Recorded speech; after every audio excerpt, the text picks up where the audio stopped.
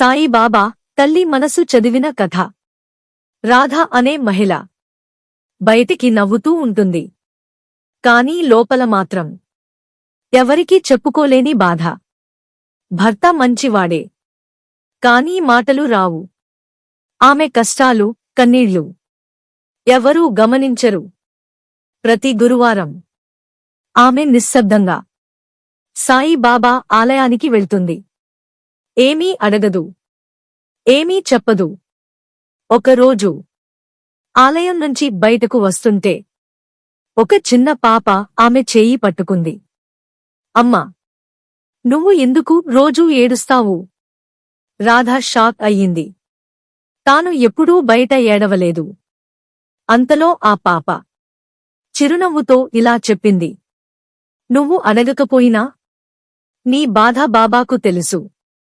ఇంకా ఏడవకు అమ్మా. అంతే. ఆ పాప అక్కడ లేకుండా పోయింది. ఆ రాత్రి రాధ మనసు చాలా తేలికగా ఉంది. ఎన్నాళ్ల తర్వాత ఆమెకు నిద్ర పట్టింది. కలలో సాయిబాబా ఇలా అన్నారు, తల్లి, నువ్వు బలంగా ఉన్నావు కాబట్టే నీ బాధను మౌనంగా భరిస్తున్నావు. కాని ఇక నీ ఒంటరితనం నాది. ఆ రోజు నుంచి బాధలు వెంటనే పోకపోయినా రాధలో భయం పోయింది, ఒంటరితనం పోయింది. ఆమె ఒకటే మాట చెబుతుంది, సాయిబాబా అడిగిన ప్రార్థనల కన్నా చెప్పని కన్నీళ్లను ముందు వింటాడు.